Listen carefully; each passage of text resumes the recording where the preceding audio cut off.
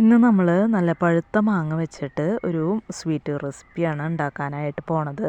അപ്പോൾ അതിനായിട്ട് ഞാനിവിടെ ഒരു 5 മാങ്ങ എടുത്തിട്ടുണ്ട്. അത് നല്ലതായിട്ട് കഴുകി എടുത്ത് വെച്ചിട്ടുണ്ട്. ഇനി നമുക്ക് ഇതിൻ്റെ തൊലിയൊന്ന് കളഞ്ഞിട്ട് കഷ്ണങ്ങളാക്കി എടുക്കാം.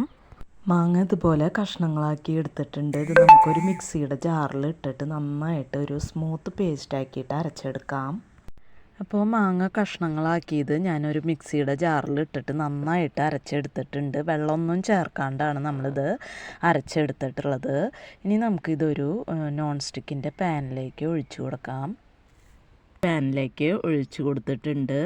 ഇനി ഞാൻ ഇതിലേക്ക് ഒരു 1/2 കപ്പ് പഞ്ചസാര ചേർത്ത് കൊടുക്കുന്നുണ്ട്. അപ്പോൾ നമുക്ക് മധുരം നോക്കിയിട്ട് വേണമെന്നുണ്ടെങ്കിൽ ചേർത്ത് കൊടുക്കാം കേട്ടോ. ഇതിൻ്റെ ഇടയിൽ നമുക്ക് ആഡ് ചെയ്ത് കൊടുക്കാം. ഞാനിപ്പോൾ 1/2 കപ്പാണ് ചേർത്ത് കൊടുത്തിട്ടുള്ളത്. ഇനി ഇതിലേക്ക് ഒരു നുള്ള് ഉപ്പ് ചേർത്ത് കൊടുക്കുന്നുണ്ട്. ഇനി നമുക്ക് ഹൈ ഫ്ലെയിമിൽ തീ ഇട്ടിട്ട് ഇത് നന്നായിട്ടൊന്ന് മിക്സ് ചെയ്ത് കൊടുക്കാം. അപ്പോൾ നോൺ സ്റ്റിക്കിൻ്റെ പാത്രം എടുക്കാൻ പറഞ്ഞത് നമുക്ക് ഇതിങ്ങനെ മിക്സ് ചെയ്ത് കൊടുക്കുമ്പോൾ അടി പിടിക്കാണ്ടിരിക്കാനൊക്കെ ആയിട്ട്. ഇപ്പോൾ അടി പിടിക്കൊന്നുമില്ല. പിന്നീട് കുറേ അതിൻ്റെ വെള്ളമൊക്കെ വറ്റുമ്പോൾ അടി പിടിക്കാണ്ടിരിക്കാനാണ് നമ്മൾ നോൺ സ്റ്റിക്കിൻ്റെ പാത്രം എടുക്കാൻ പറഞ്ഞത് കേട്ടോ.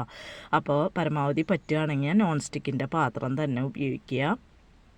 പിന്നെ പാത്രം എടുക്കുമ്പോൾ കുറച്ച് കുഴിയുള്ള പാത്രം എടുക്കാനായിട്ട് നോക്കുക കേട്ടോ. ഇത് തിളച്ച് വരുമ്പോൾ ഇത് പൊട്ടിത്തെറിക്കും. അപ്പോൾ നമുക്ക് കുഴിയുള്ള പാത്രമാകുമ്പോൾ അധികം പുറത്തേക്ക് പോവില്ല, നമ്മുടെ മേലേക്കൊന്നും അധികം ആവില്ല. അപ്പോൾ കുറച്ച് കുഴിയുള്ള പാത്രം എടുക്കുകയായിരിക്കും നല്ലത്. ഞാനിവിടെ പരന്ന പാത്രമാണ് എടുത്തിട്ടുള്ളത്.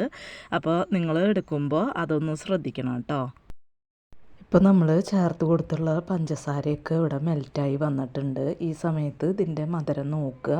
മധുരം വേണമെന്നുണ്ടെങ്കിൽ നമുക്ക് പാകത്തിനുള്ളത് ചേർത്ത് കൊടുക്കാം കേട്ടോ. അപ്പോൾ മാങ്ങ നല്ല മധുരമാണെങ്കിൽ അധികം മധുരം ആവശ്യം ഉണ്ടാവില്ല.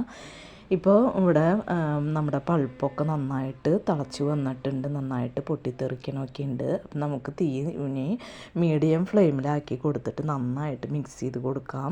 അല്ലെങ്കിൽ ഇങ്ങനെ പൊട്ടിത്തെറിച്ചുകൊണ്ടിരിക്കും, വല്ലാണ്ട് പൊട്ടിത്തെറിച്ചുകൊണ്ടിരിക്കും, നമുക്ക് ഇത് ഇളക്കി കൊടുക്കാനൊന്നും പറ്റില്ല. എന്നിട്ട് മീഡിയം ഫ്ലെയിമിലിട്ട് നന്നായിട്ട് ഇളക്കി കൊടുത്തുകൊണ്ടിരിക്കുക. ഇതിലെ വെള്ളത്തിൻ്റെ അംശമൊക്കെ വറ്റി വരണ വരയ്ക്ക് നമുക്കിത് ഇങ്ങനെ മിക്സ് ചെയ്ത് കൊടുത്തുകൊണ്ടിരിക്കാം.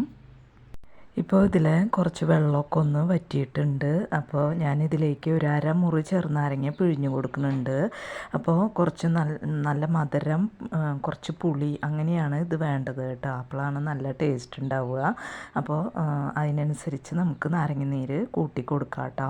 ഇപ്പം ഞാൻ ഇതിലേക്ക് 1/2 മുറിയാണ് ചേർത്ത് കൊടുത്തിട്ടുള്ളത്. നന്നായിട്ട് മിക്സ് ചെയ്ത് കൊടുത്തുകൊണ്ടിരിക്കുക.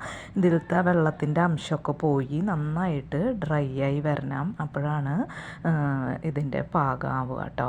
അതുവരെ നമുക്കിത് മിക്സ് ചെയ്ത് കൊടുത്തുകൊണ്ടിരിക്കാം.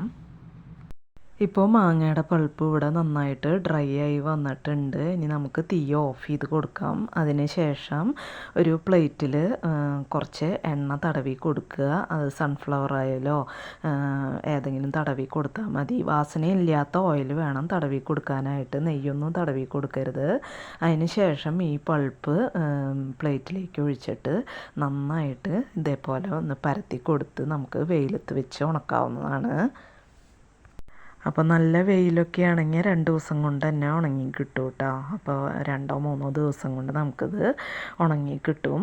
അപ്പോൾ ഇതാ നമ്മുടെ മാങ്ങാത്തര അല്ലെങ്കിൽ മാങ്ങ പപ്പട് ഇവിടെ റെഡി ആയിട്ടുണ്ട്.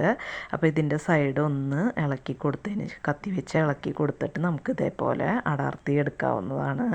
അപ്പോൾ ഇത്ര നൈസാക്കി വേണ്ടാന്നുണ്ടെങ്കിൽ ഇത്തിരി കട്ടിയിൽ വേണമെങ്കിൽ പരത്തിയെടുക്കാം കേട്ടോ.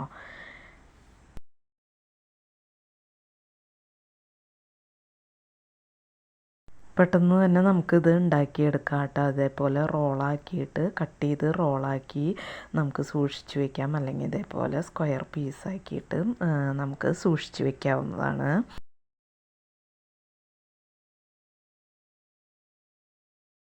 അപ്പോൾ നല്ല ടേസ്റ്റി ആയിട്ടുള്ള ഒരു മാങ്ങയുടെ സ്വീറ്റ് ആണ് ഇത്. നമുക്ക് മിഠായിയൊക്കെ തിന്നണമെന്ന് ഉള്ള നേരത്ത് നമുക്ക് ഇതേപോലെ മാങ്ങ പപ്പട് ഉണ്ടാക്കി വെച്ചാൽ നമുക്ക് ഇടയ്ക്കൊന്ന് കഴിക്കാവുന്നതാണ്.